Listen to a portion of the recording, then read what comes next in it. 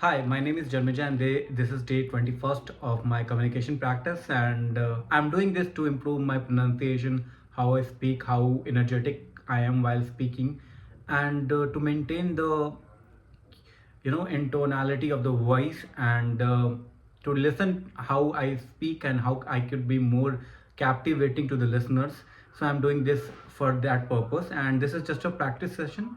And for this, I'm reading a book called "Man's Search for Meaning" by Victor E. Frankl, and we talked about this book in detail in the last 20 days, and this is 21st day. So in the last paragraphs, it is going to tell you about the meaning of life, what the meaning of life is under those circumstances where everything is taken away from them apart from their self body, and they are doing a lot of things to just to be alive, and that sort of things gives you a perspective of people from who are in the concentration camp from outside, and it gives you a perspective of it gives you a window to their mind, what they are thinking, how they are thinking, where they are submitting to these stressors or not.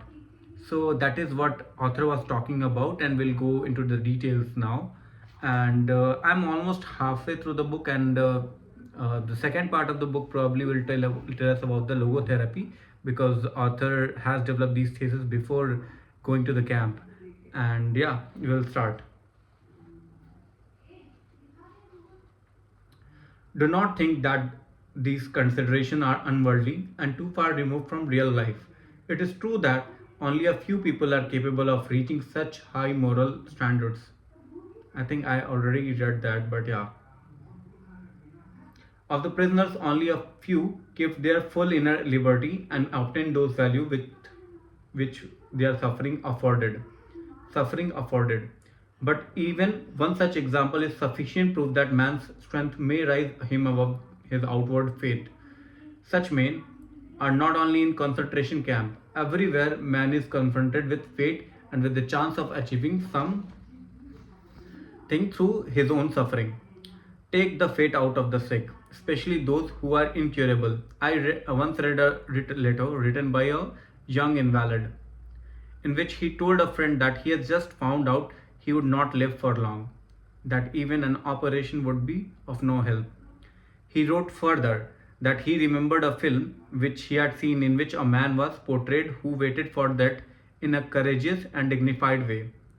The boy who thought the boy had thought it a great accomplishment to meet death so well.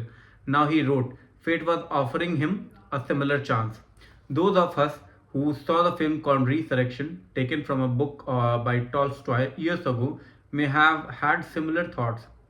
Here were great destinies and great men. For us, at that time, there was no great fate. There was no chance to achieve such greatness. After the picture, we went to the nearest cafe, and over a cup of coffee and a sandwich, we forgot the strange metaphysical thoughts which, for one moment, had crossed our minds. But when we ourselves were confronted with such a great destiny and faced with the decision of meeting it with equal spiritual greatness, by then we had forgotten our youthful resolutions of long ago, and we failed.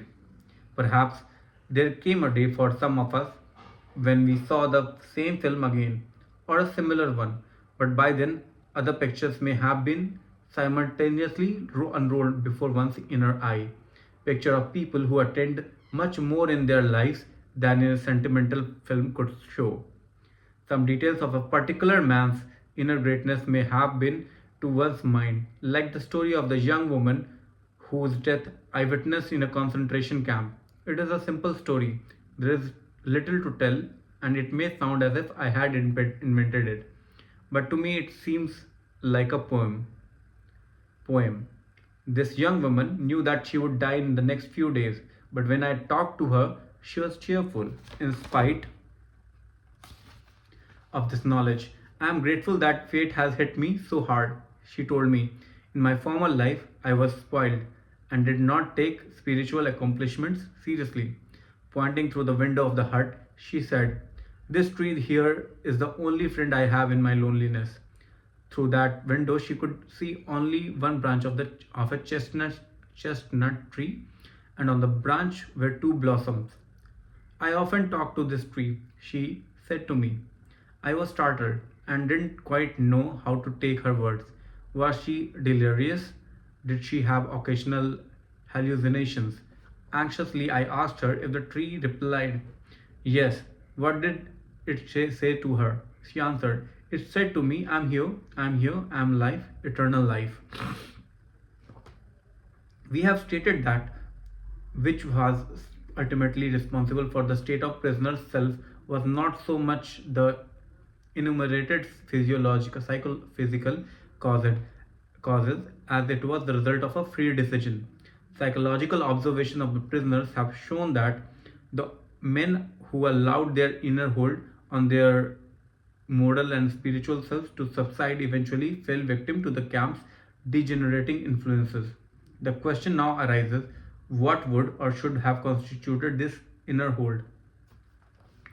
Former prisoners, when writing or relating their experiences, agree that the most depressing influence of all was that a prisoner could not know how long his term of imprisonment would be. He had been given no date for his release. In our camp, it was pointless even to talk about it. Actually, a prison term was not only uncertain but unlimited. A well known research psychologist has pointed out that life in a concentration camp could be called a provisional existence.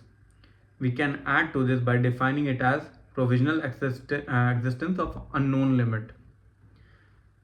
New arrivals usually knew nothing about the conditions at a camp. Those who had come back from other camps were obliged to keep silent, and from some camps no one had returned. On entering camp, a change took place in the minds of the men. With the end of uncertainty, there came the uncertainty of the end. It was impossible to foresee whether or not, when, if at all, this form of existence would end. The Latin word finis has two meanings, the end or the finish, and a goal to reach. A man who could not see the end of his provisional existence was not able to aim at an ultimate goal in life. He ceased living for the future in contrast to a man in normal life. Therefore, the whole structure of his inner life changed. Sign of decay set in which known from the other areas of life.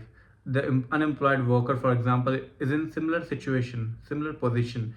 His existence has become provisional, and in certain sense, he cannot live for the future or aim at goal. Research book have done research book done Research work done on unemployed minors has shown that they suffer from a peculiar sort of deformed inner time, which is the result of their unemployed state. Prisoners too suffered from this strange time experience. In camp, a small time unit, a day for example, filled with hourly torture and fatigue, appeared endless. A large time unit, perhaps a week, seemed to pass very quickly. My comrades agreed when I said that in a camp a day lasted longer than a week. How paradoxical was our time experience.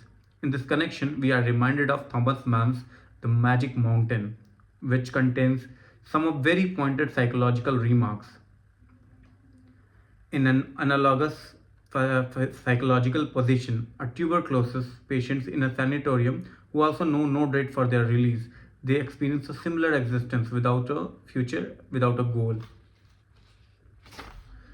One of the prisoners who on his arrival marched with a long column of new inmates from station to the camp, told me later that he had felt as if they were marching at his own funeral. His life had seemed to me absolutely without future.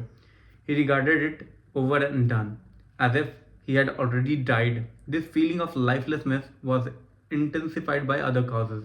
In time, it was limitlessness of the term of imprisonment, which was most accurately filled.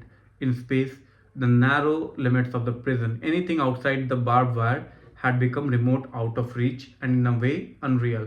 The events and the people outside, all the normal life there, had a ghastly aspect for the prisoner. The outside life, that is, as much as he could see it, appeared to him almost as it might have known to a dead man who looked at it from another world. So here you can see different perspectives of the prisoners to whom author talked about what was life in a prison where there was no end date of their release. So he said that this is a similar experience that is faced by the people, by the miners who lost their job. Now they have lost the inner cloak, like how long it is.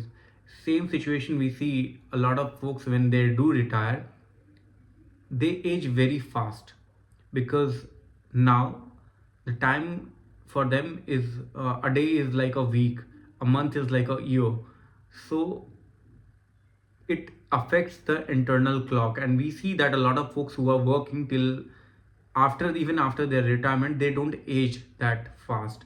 But the people who retire just after retirement in a 2 3 years, they, it feels like that they have aged like 10 years.